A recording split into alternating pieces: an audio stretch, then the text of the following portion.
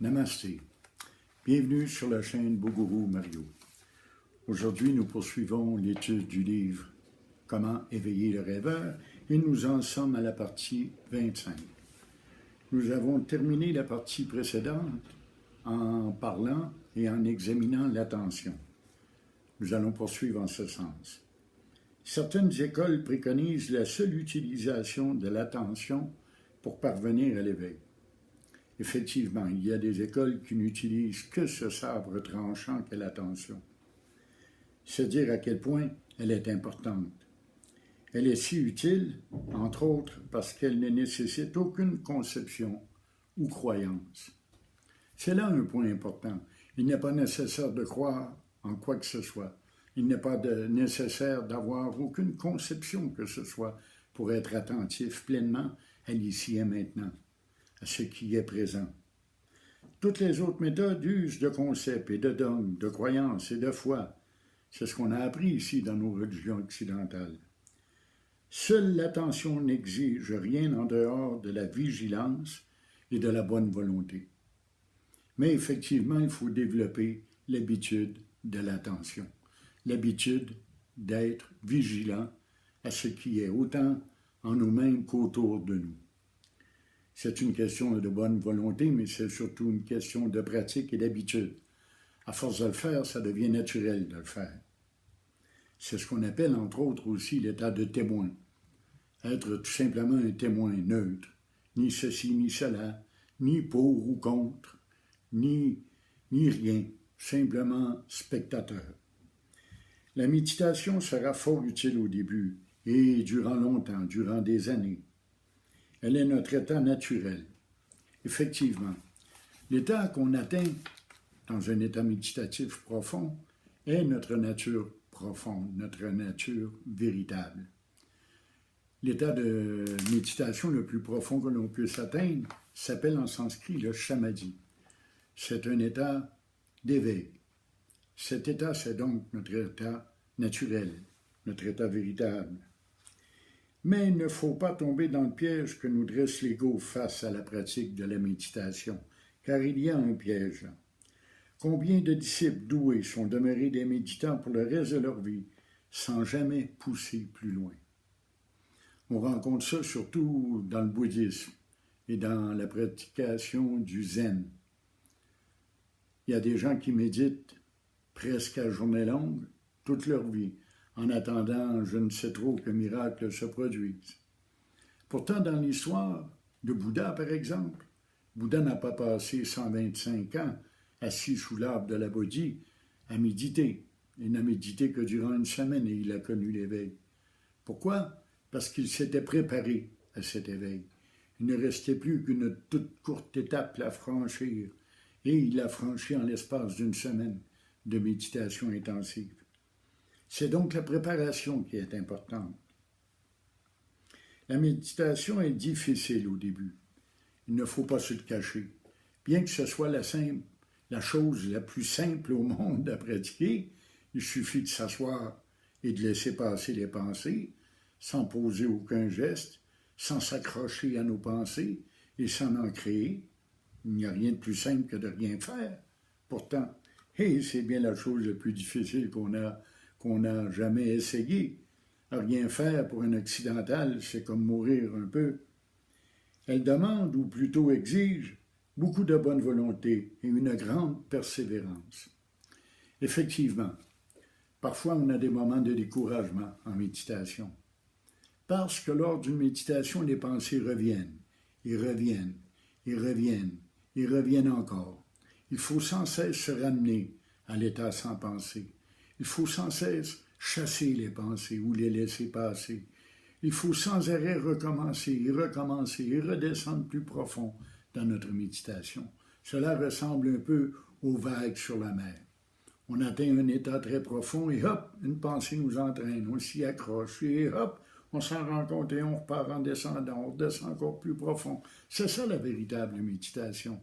Avec le temps, les vagues sont de moins en moins prononcées et la mer devient calme. On atteint un état de méditation profonde et avec une plus grande facilité et l'on demeure dans cet état. Mais une fois que l'habitude est bien ancrée, elle peut devenir un vrai plaisir. Elle peut aussi devenir un piège dans lequel plus d'un fuit la réalité, par ailleurs. Voici 2 points très intéressants. Si vous commencez la méditation en vous disant que vous faites un effort, que c'est difficile, que c'est pénible, que ça prend du temps, vous allez développer un concept ou une idée ou une opinion négative vis-à-vis de la méditation. Et alors, elle sera vraiment difficile à pratiquer. Mais faites en sorte que les moments que vous passez à méditer soient un moment de bonheur, de paix, un moment de plaisir. Dans ce sens que vous soyez bien dans l'état de méditation. Même si vous devez vous forcer à y croire, même si cela doit pour l'instant devenir un concept nouveau dans votre esprit. Essayez de concevoir la méditation comme quelque chose de plaisant et de bienfaisant. La méditation en sera de beaucoup facilité. Et on dit aussi qu'elle peut devenir un piège, parce qu'elle nous permet de fuir la réalité. Il y a des gens, effectivement, qui, face aux problèmes de leur vie, se réfugient dans la méditation. Ils se cachent. Pareil comme on peut se réfugier dans l'instant présent et refuser de penser à nos problèmes qui vont venir bientôt et aux menaces qui pèsent sur nous ou encore aux troubles du passé. Ça peut devenir un piège pour certains. De même, la méditation peut devenir une forme de refuge. Et ce refuge, on doit l'éviter. On ne doit pas descendre dans un état de méditation dans le but de se réfugier.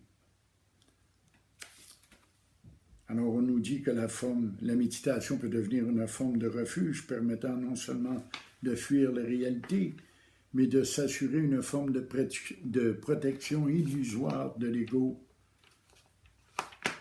Une protection illusoire dont l'ego raffole aussi. Alors, la carapace de la méditation, ça ne fonctionne pas. La méditation n'est pas une carapace. La méditation, c'est le contraire. C'est d'enlever tout ce qui constitue notre être et notre personnalité. C'est d'enlever, dans un sens, notre armure et notre carapace qui nous protège des événements et des gens. Normalement, nous vaquons à nos occupations sans nous soucier outre mesure de notre conscience. Effectivement, c'est rare que quelqu'un dans la vie normale s'intéresse à sa conscience, à ce qui se passe dans sa conscience. Nous prenons pour acquis que ce que nous percevons, ce que nous expérimentons, l'est par moi et constitue la réalité. C'est un acquis. On est sûr que c'est moi qui vis la situation présente et qui a ses pensées. C'est le je qui vit tout ce monde, c'est lui le sujet. On se prend, comme je le dis tout le temps, pour le nombril du monde, pour le centre de l'univers. Voilà le problème. Et tout ce que nous concevons, tout ce que nous percevons, nous le prenons pour la réalité. On ne met pas ça en doute normalement. Mais si nous prenons la peine d'être extrêmement attentifs, vigilants à ce qui se passe, à observer tous les phénomènes mis en cause et sollicités par l'activité journalière, une soudaine prise de conscience risque de survenir. On a déjà parlé des prises de conscience. Juste prendre conscience, ce n'est pas l'éveil, mais l'éveil passe par des prises de conscience. Tout d'un coup, on s'en rend compte. Le moi qui observe est différent du moi qui semble vivre l'expérience. Voilà une phrase des plus importantes de tout ce livre. C'est ça l'éveil spirituel. On prend conscience que le moi, le petit je qui vit l'expérience, est un objet et non le sujet lui-même. Le sujet, c'est la conscience primordiale, la conscience universelle. Et c'est à elle que l'identification doit s'accrocher. C'est vers elle que nous devons cheminer. Et c'est possible, vous savez. N'importe qui peut le faire en autant qu'il mette en pratique la bonne méthode. Cela se passe comme si l'on se trouvait un peu en retrait, comme derrière, au-dessus de la scène. On peut connaître ces moments, ces instants parfois en méditation. Tout d'un coup, on a l'impression d'être un peu derrière et en haut et à regarder notre corps, à regarder ce qui se passe. Certains gens parlent de voyage astral ou de toutes sortes de phénomènes de mort prééminente. Tout ça, c'est malheureux un peu parce que ça vient défaire la véritable identité, ça vient de faire la véritable méthode qui nous permet de nous connaître nous-mêmes. Quand ces moments arrivent, ce sont des bonbons que Brahman distribue sur notre chemin pour nous inciter à avancer. C'est la carotte qui est au bout du bâton et qui nous fait courir. Malheureusement, on ne tombe jamais dans le plat de bonbons, ça prend du temps. Il y a le corps, le cerveau, devant soi, qui agit et vit sa vie. Et il y a la conscience, le soi qu'on appelle Brahman, derrière, qui observe la scène.